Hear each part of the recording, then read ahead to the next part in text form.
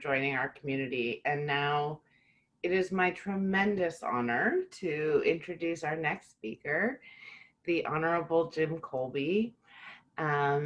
Jim was a U.S. Congressman for 22 years, I believe, if I'm not mistaken.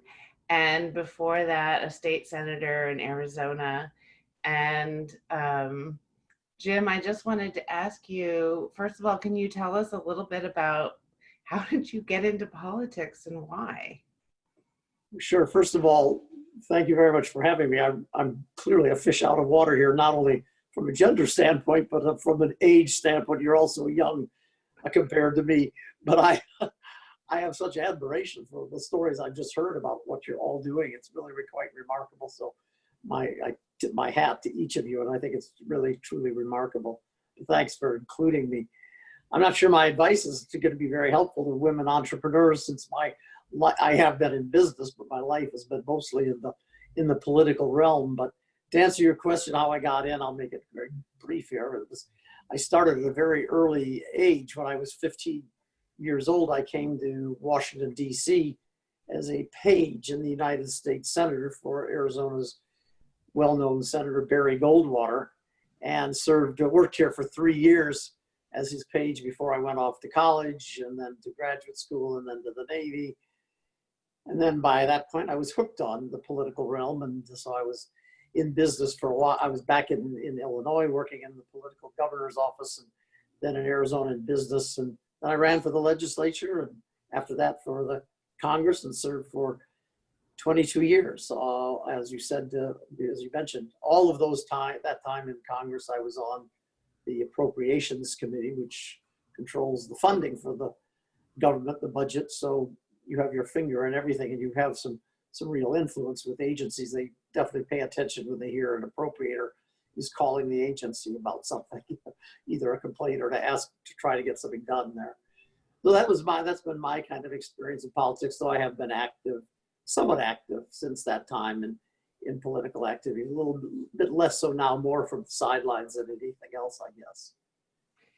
Do you, because having served as both a state senator and also in the federal government, do you have any thoughts on how like in this time of COVID-19, how states and federal should be or are working together, and what's happening? Do you have any sort of inside skinny for us? Yeah, well, it's very interesting. This has been a real lesson in the federal system, I think. I've really seen both the warts and the good parts of our federal system in all of this. You have a complete lack of leadership from the top here, but for the most part, states and local communities have picked up the slack and taken over. There has been an awful lot of different kinds of ways in which they approach it, and I think by and large that's not been all that bad. But there does certainly need to be leadership at the top. You need to have for example, tracing and testing, and the kinds of equipment that we have, and the protective equipment for healthcare workers. There has to be some kind of national coordination for all that. And most important, I think the messages have to be consistent that are coming out. The messages can be, all right, communities, when you reach these kinds of targets, this is where, or states, this is when you can start to loosen up. But we've seen kind of an erratic approach to it. So I think I'd have to say it's a mixed kind of thing. But generally, I guess in response to the question, I would say government at the lowest level is, I think, so often the most effective. And so I always encourage people to get involved in city government, in your city council elections, mayor's elections, supervisor or county commissioner kinds of elections. Those really are important. Those are things where decisions are really being made that affect your life on a daily basis. And at the state legislature, the level of education funding, the level of healthcare funding, so much of that is determined at the state level and not at the national level. Thank you. And I think we may have lost Letha, but Letha has been doing a ton of work with the mayor's office and with the city council in Columbus along very much those lines. So thank you for that. And I just have two more questions for you. One is, since you have risen, like you have an amazing career and have been an amazing leader with also coming out the, doing things beyond the fold. And do you have a mentor that comes to your mind that you Well, want to share with us? I do have a couple of mentors, but they're not necessarily really in the field of being gay, although I have some that I think are important. That's not what I meant, but yes. Yeah. I have three mentors that I would mention to you. Mhm. One is professionally, or I should say academically, professionally. When I was in university, I had a professor who was an extremely important mentor for me. He really was the one who opened my eyes and said, he was a professor of diplomatic history, and I had a great interest in history, and particularly diplomatic history. But he made me really think about issues, and he really made me see that it wasn't just black and white. I was a young student. I was sure I knew all the answers to everything. He made me read. He made me write papers, and he followed me. We became the closest of friends, and he was a mentor to actually 200 or 300 students who were graduates of Northwestern. He kept track of all of us and wrote letters regularly back in the days when you typed on a typewriter. And he kept track of all of them. So he was an extremely important mentor for me from making my critical thinking, I think, important. When I was in the legislature, there were two mentors. One in the Senate was the opposite party, the Democratic leader in the Senate, and over in the House of Representatives, the Republican majority leader. Those two worked together so closely to get things done. It proves that how you can work across the aisle. And I had a very important piece of legislation. I was trying to reform the health, not the healthcare system, but the adoption system in Arizona, foster care system in particular.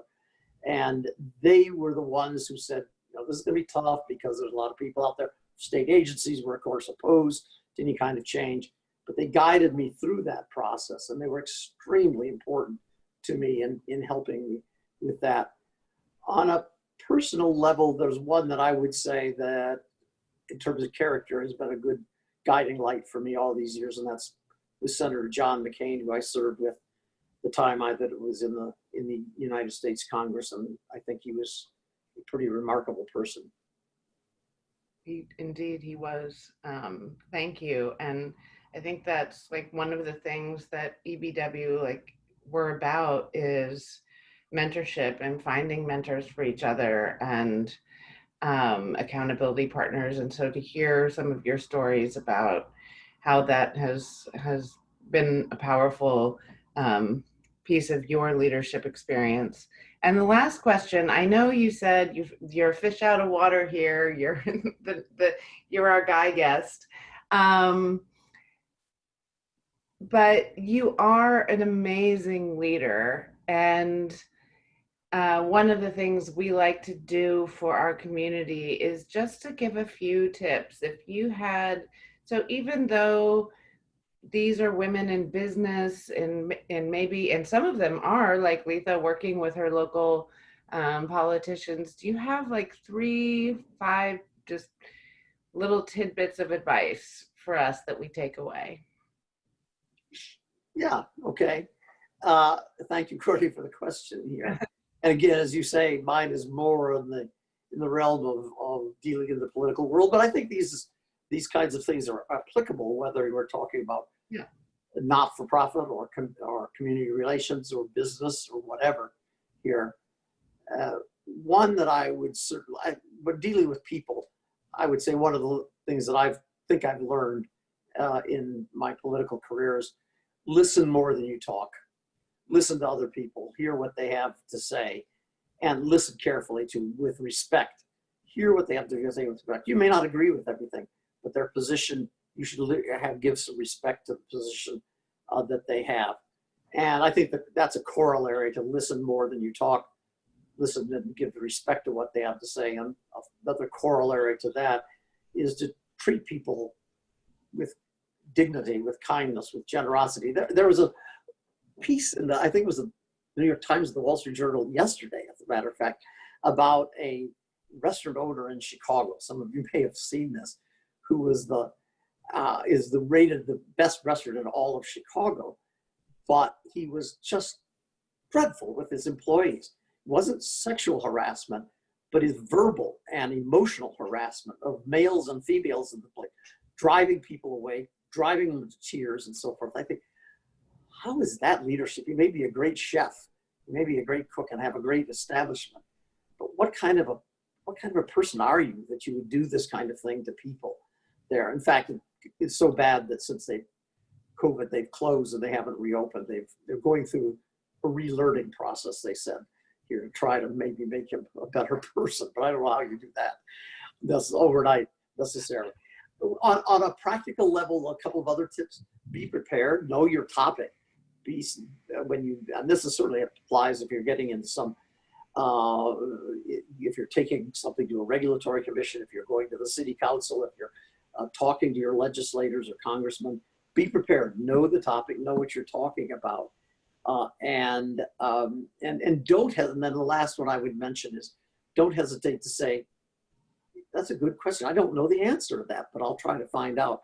You always hear politicians beating around the bush about things and giving vague kinds of answers when it's very clear they don't know really what they're talking about or they don't want to say. Be as direct as possible as you can. There are times when you don't want to. You want to be polite. You have to balance that with being polite to people.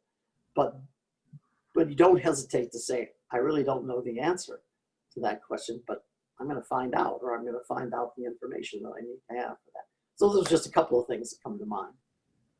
Fantastic. And I mean, Jim, just thank you for your time and spending this half hour with us. It's so much appreciated. And Letha and Linda and Shirley and Ingrid and Allison and everybody. And this is going to be shared out broadly. Jim, I will share it with you. Letha, I'll share it with you. Make sure you have the video available to use as you would like. And I just appreciate all of the work that all of you do. And thank you so much for your time. And, you know, Pride Month, Black Lives Matter. And thank you for all the work that you are all doing. Thank you. Courtney, thank you for what you're doing. We all appreciate what you're doing. So thanks to you. It's been a great pleasure to be with you.